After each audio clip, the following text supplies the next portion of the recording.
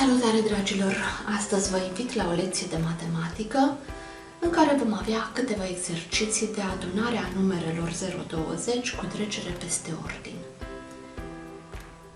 Pentru a reuși să trecem peste aceste exerciții, trebuie să ne amintim câteva lucruri.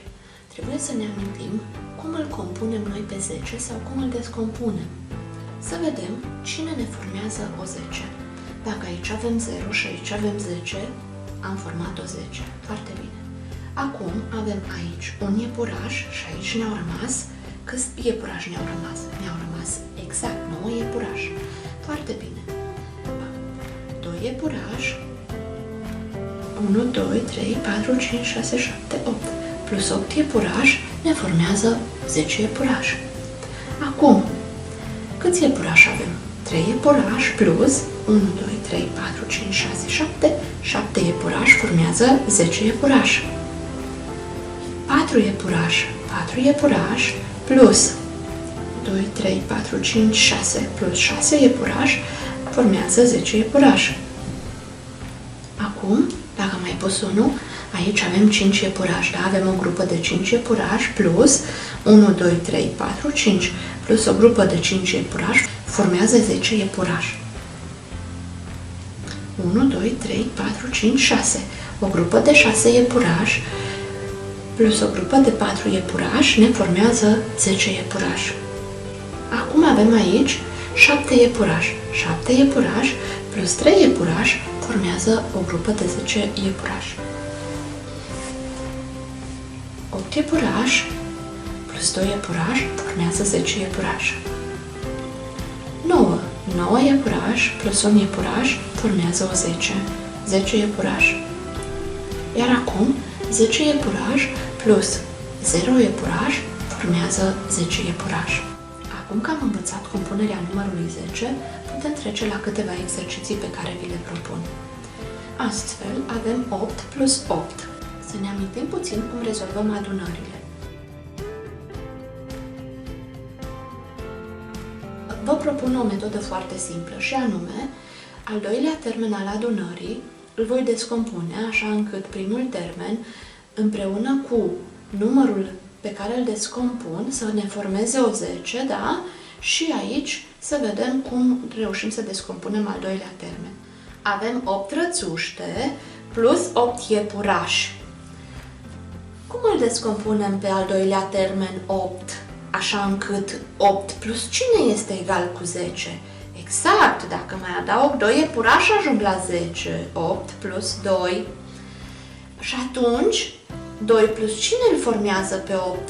2 plus 1, 2, 3, 4, 5, 6. 2 plus 6 îl formează pe 8. Exact. Și atunci, 8 plus 8 este egal cu 8 plus 8 plus 2 îl formează pe 10 plus 2 plus 6, da? Deci 8 plus 8 este egal cu 8 plus 2 plus 6. Este egal cu 8 plus 2, deja știm că este egal cu 10. Plus 6. Nu-l uităm pe 6. Este egal cu 16. Vă propun, dragilor, rezolvarea următorului exercițiu. 4 plus 8. 4 iepurași plus 8 rățuște. 2, 4, 6, 8. 8 rățuște. Ia să vedem, 4 plus cine este 10? Exact. Să vedem câte rățuște mai așezăm până la 10. 1, 2, 3, 4, 5, 6. Exact. 4 plus 6 ne formează o 10 și ne mai rămân 2 rățuște. Asta înseamnă că pe 8 l-am descompus în 6 și 2. 4 împreună cu 6 formează o 10 și mai avem să le adunăm și pe 2. Ce vom scrie după egal? Este egal cu 4 plus 6 plus 2 este egal cu 4 plus 6, am stabilit deja că este egal cu 10, plus 2, plus 2. Și atunci cu cât este egal 4 plus 8? 4 plus 8 este egal cu 12. Da? Vedem și noi că 4 plus 8, 4 iepurași plus 8 rățuște ne formează 12 animăluțe. Să vedem și pe axa numerelor, da? 4 plus 1, 2, 3, 4, 5, 6, 7, 8, exact la 12 am ajuns. Următorul exercițiu pe care vi-l propun este 2 plus 9 este egal cu... Avem 2 iepurași și 9, 2, 4, 6, 8, 9, 9 rățuște. Așa că, ia să vedem. Câte rățuște adăugăm la 2 ca să obținem 10 animăluțe? 1, 2, 3, 4, 5, 6, 7, 8. Foarte bine. Deci 2 plus 8 îl formează pe 10. Da? Și ne-a mai rămas o rățușcă. 9 îl descompunem atunci în 8 și 1. 2 plus 8 îl formează pe 10. Și nu uităm că trebuie să-l adunăm și pe 1. Și atunci voi scrie după egal. 2 plus 8 plus 1 este egal cu 2 plus 8, am stabilit că este egal cu 10. Plus 1, da, ne-a mai rămas plus 1, este egal cu 11. Următorul exercițiu este 6 plus 9 este egal cu... Avem 6 rățuște și 9 iepurași. Ce trebuie să facem mai întâi? Trebuie să-l descompunem pe 9 așa încât 6 plus cât este 10. Exact, 6 plus 4, foarte bine, da? Chiar vedem că până la 10 noi avem 4 iepurași. Cât ne mai rămâne din 9? Pe 9 îl descompunem în cine? În 4 și 1, 2, 3, 4, 5. Exact, 4 plus 5 este 9. 6 plus 4 este egal cu 10. Voi scrie 6 plus 4 plus 5, nu-l uit pe 5. Este egal cu 6 plus 4 îl formează pe 10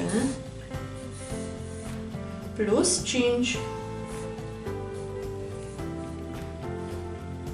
este egal cu ce număr este compus din 10 și 5? Exact, este numărul 15.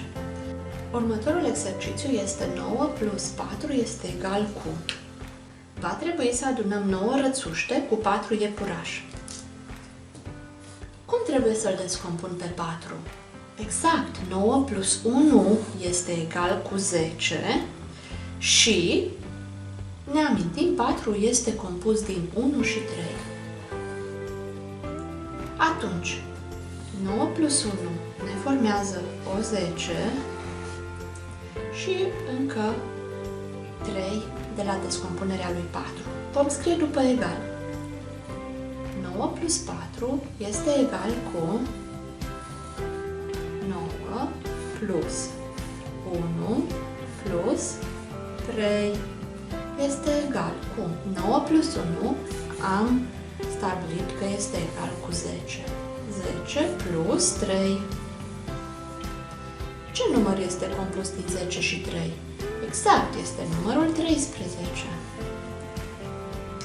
Următorul exercițiu este 7 plus 8.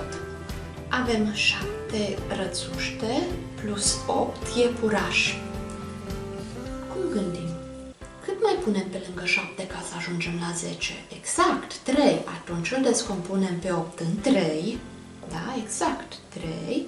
Plus 1, 2, 3, 4, 5. Da, 3 plus 5 este egal cu 8. Și atunci vom scrie după egal, da? 7 plus 8 este egal cu 7 plus 3 plus 5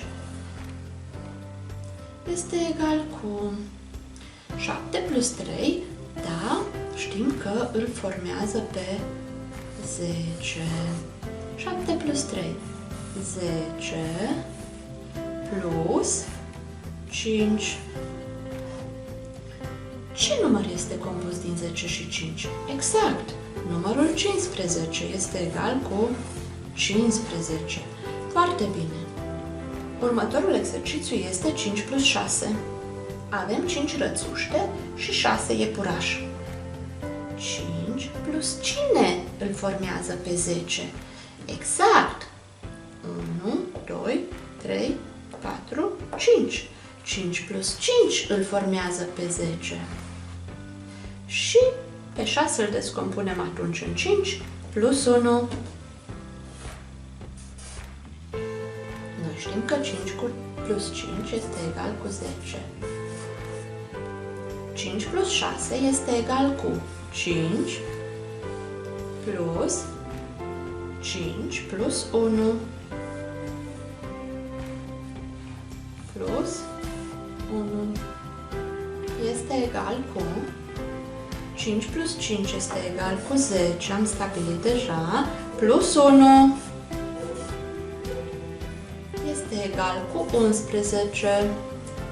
Dragilor, vă felicit că ați reușit să învățați aceste exerciții de adunare a numerelor 0-20 cu trecere peste ordine și nu uitați că la matematică trebuie să exersați ca să fiți cei mai buni. Spor la treabă!